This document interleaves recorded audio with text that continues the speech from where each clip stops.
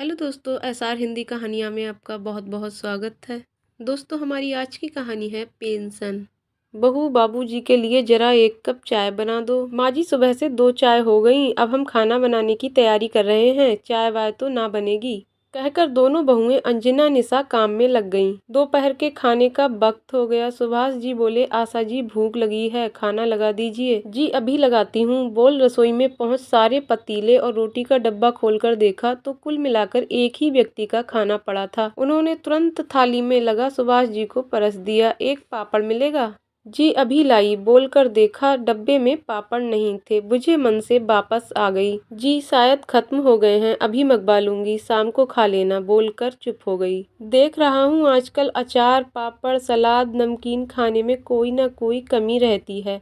आखिर हो क्या गया है? बहुओं से कहो रसोई की व्यवस्था सही रखें। जी आप सही कह रहे हैं, पर बेचारी घर और बच्चों में व्यस्त रहती हैं, भूल जाती होंगी। मैं देख लिया करूंगी। अरे आप भी भुलक्कड़ हैं, अब देखिए मेरे लिए मीठा नहीं लाई। सुन दौड़कर रसोई में पहुंची। मीठा तो कुछ नहीं था, एक गुड़ का टुकड़ा उठा लाई। लीजिए। अरे गुड़ कौन खाता है? कल गुलाब जामुन आए थे, जरा कटोरी में 2 लेकर आओ। जी मैंने अभी देखा, कटोरे में चाशनी पड़ी है, हो सकता है बच्चे खा गए होंगे। आप अभी गुड़ से काम चलाइए, शाम को बेटे कुछ ना कुछ ले आएंगे, तब खा लीजिएगा। वाह आशा जी, अगर कोई परेशानी है तो हमें बताइए। बेटे इतना कमाते हैं और मेरी पेंशन का इतना सारा पैसा तो हम घर में ही खर्च कर देते हैं, फिर इतनी कमी क्यों होने लगी है? अजी आप कुछ ज़्यादा ही सोचते हैं, ऐसा कुछ भी नहीं है, आगे से मैं ध्यान रखूंगी।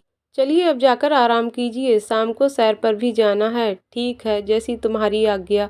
तुम भी खाना खाकर आ जाओ। जी आती हूँ, लेकिन खाना तो था ही नहीं। एक रोटी सुभाष जी की थाली में बची हुई सब्जी से खाकर, पानी पीकर अपने कमरे में आकर लेट गईं और अतीत की यादों में खो गईं। अपने बहू बेटा को प्यार अपनापन देकर आखिर ऐसा कौन सा पाप कर दिया हमने, जो आज इस तरह घर में 2 रोटी खाने को तरस रहे हैं। पूरी उम्र जिनके लिए अभावों में घिस घिस कर निकाल दिए, इन्हें कमी ना होने दी। आज वही बच्चे हमसे वास्ता नहीं रखना चाहते। ना कभी गलत बोला, ना गलत किया, फिर ये सजा क्यों? शायद इसलिए बुरे कड़वे लोग दुनिया को हाँक लेते हैं और सीधे सच्चे हाथ मलते रह जाते हैं। सुभाष बाबू पोस्ट ऑफिस में क्लर्क, आशा जी ने गृहिणी बनकर अपनी घर गृहस्थी को बहुत अच्छे से संभाला। तनख्वाह सीमित थी, मगर सास ससुर की दवा, सेवा, बच्चों को खाने पहनने, शिक्षा में कोई कमी नहीं की। कुछ सालों बाद लोन लेकर उन्होंने 3 कमरों का मकान बनवा लिया, ताकि किराए और किराए के मकान की सुविधाओं से फुर्सत मिल सके। ऐसे ही बच्चों को भी शिक्षा लोन पर शिक्षा दिला अच्छे पदों पर स्थापित कर दिया। दोनों बेटों की शादी के बाद दोनों बहुओं को उन्होंने अपनी बेटी बनाकर रखा, कभी किसी प्रकार की कमी नहीं होने दी, कभी भी मायके आने जाने पर रोक टोक नहीं लगाई, बल्कि उनकी सुविधा के लिए पोते पोतियों की देखरेख भी खुद ही करती। आशा जी के राज में दोनों बहुएं घर बच्चों से बेफिक्र होकर देश विदेश खूब घूमी, मगर चीजें सुभाष बाबू के रिटायरमेंट और आशा जी के घुटने के दर्द बढ़ने के बाद बदलने लगीं। घर की व्यवस्था ठीक बनी रहे, कोई भेदभाव न हो, इसीलिए सुभाष जी ने 1 महीने की पेंशन बड़ी बहू और 1 महीने की पेंशन छोटी बहू को देने का तय किया। बहुएं पेंशन मिलने के आसपास के दिनों में तो खाने पीने का ख्याल रखती, मगर जैसे ही पेंशन हाथ में आती वे परवाह करना छोड़ देती। अचार, पापड़, मिठाई, नमकीन सभी चीज के डिब्बों को ताले में बंद कर देती।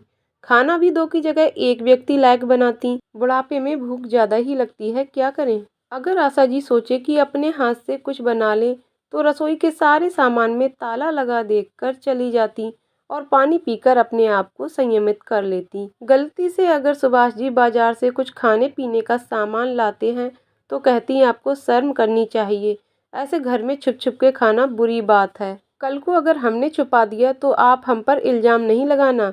ये सुन वे चुपचाप रह जाती। आशा जी पहले दिन भर रसोई में एक पांव पर खड़ी होकर सारे काम करती थी। दोनों बहुएं बच्चों के साथ आराम फरमाती, मगर अब उनके घुटनों के दर्द की वजह से वे रसोई के कामों में हाथ ना बटा पाती, जिस वजह से अब बहुओं को उन पर चिढ़ आने लगी। कहती सारा काम हम करते हैं, आप बस खाकर हाथ धोकर चल देती हैं। उस पर भी कम खाना बनाने की शिकायत करने से बाज नहीं आती। बुढ़ापे में अभी चटोरी जुबान पर लगाम लगाइए, वरना बीमार हो गई तो आपकी सेवा कौन करेगा?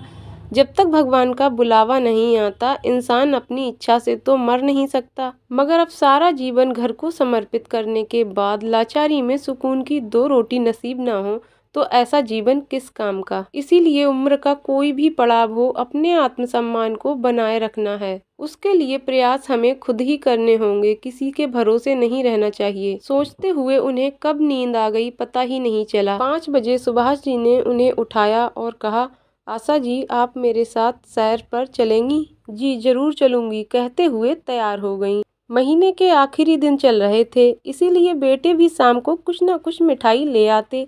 बहुएं भी दिखाने के लिए सास ससुर के लिए भरपेट खाना दे देती। 2 दिन बाद सुभाष जी ने आशा जी के हाथ में पेंशन लाकर रख दी और कहा, घर में दे दो, रसोई अच्छे से चलेगी। जी बिल्कुल सही कहा आपने, अब रसोई बिल्कुल अच्छे से ही चलेगी। आप आराम से बैठिए, मैं चाय लेकर आती हूँ। इससे पहले ही अंजना बाबूजी के लिए चाय बिस्कुट लेकर हाजिर हो गई, क्योंकि उसे पता था इस बार पेंशन उसे मिलने वाली है। बड़ी बहू, आज खाने में गट्टे की सब्जी, बैगन का भरता, मसाला पराठा बनाओ, बाबूजी को बहुत पसंद है। आप जैसा कहें। मन में तो बहुत बुरा लग रहा था, पर सोच रही थी एक बार बुढ़िया पेंशन दे दे, फिर बताती हूँ कैसे स्वाद से खाती है। खाना खाने बैठे तो खुद भी बैठ गई और भरपेट स्वाद लिया। आशा जी अपनी थाली रखने जा ही रही थी कि अंजना बहू बोली, माँ जी पेंशन कब दे रही हैं? महीने का राशन भरना है। हाँ, अभी बाबूजी लाए नहीं हैं, दूंगी तो तुम्हें ही, इतनी जल्दी भी क्या है। अच्छा एक काम करो, शाम में निशा से कहो पालक पनीर और वेजिटेबल पुलाव बना ले। जी माँ जी, जैसा आप ठीक समझें। ऐसे ही करते करते 5 दिन निकल गए। पेंशन न मिलने पर अंजना बौखलाने लगी। शाम को खाना खाने के बाद सबके सामने बोली, माँ जी पेंशन दे दीजिए, यूं बिना पैसे के मुझसे रसोई नहीं चलती। फिर आज तो 1100 का सिलेंडर भी आया है। अगर आपने पैसे नहीं दिए तो कल से मैं खाना भी नहीं बनाऊंगी, ये मेरा फैसला है। ये सुन सुभाष जी और आशा जी ने अपने बेटों की तरफ देखा तो वे सिर झुकाए बैठे थे। फिर वे बोली, बेटा खाने को तो तुम अभी भी नहीं देती, मत भूलो बुढ़ापा तुम्हारा भी आएगा। ऐसा तो है नहीं कि तुम अभी जैसी हो वैसी ही बनी रहोगी। और तो और कल को तुम्हारी भी बहू आएंगी, किसी से नहीं तो भगवान से डरो, बोल अपने कमरे में चली गई। सुभाष जी को बात समझते देर न लगी। आशा जी को क्या हुआ है और वे रोज करती क्या है, अपनी पेंशन क्यों नहीं दे रही? उन्हें नहीं पता था, उन्हें तो थोड़ा बहुत खाने को मिल रहा है, लेकिन उनकी पत्नी को खाना भी नसीब नहीं हो रहा था। साथ ही जो हो रहा है उसमें बेटों का भी पूरा समर्थन है। अगले दिन अपने कमरे के पास वाले स्टोर रूम को काम वाली चंपा की मदद से रसोई का रूप दे चुकी थी। नाश्ते के बाद तीनों चाय पी रहे थे। ये देख अंजना निशा दोनों एक साथ चलना है। ये सब क्या लगा रखा है? हमारे घर में आपने रसोई अलग कर ली, लोग क्या कहेंगे? कुछ तो सोचा होता। लोगों को जो कहना है कहने दो। बहू, मैंने सब सोच लिया है। अब से हमारा खाना चंपा बनाएगी, तुम लोगों को फिक्र करने की जरूरत नहीं। इसीलिए पेंशन अब तुम्हें देने से कोई फायदा नहीं, क्योंकि हम अपने खर्चे खुद ही उठाएंगे। और अब से सुरेश नरेश तुम दोनों इस घर का किराया दोगे। शायद तुम भूल गए हो, अभी भी ये घर तुम्हारे पिताजी के नाम पर है, और अगर किराया नहीं देना है तो आज ही मकान खाली कर दो। किसी और को कमरा किराए पर देकर किराया वसूल कर लेंगे, साथ में इज्जत भी। चारों हक्के बक्के से खड़े थे। उन्हें अंदाजा नहीं था सीधी सादी माँ का ऐसा विकराल रूप देखने को भी मिलेगा। बदतमीजी दुर्व्यवहार करने की वजह से हाथ से पेंशन भी गई, और ज्यादा किसी ने बोला तो सिर से छत भी चली जाएगी।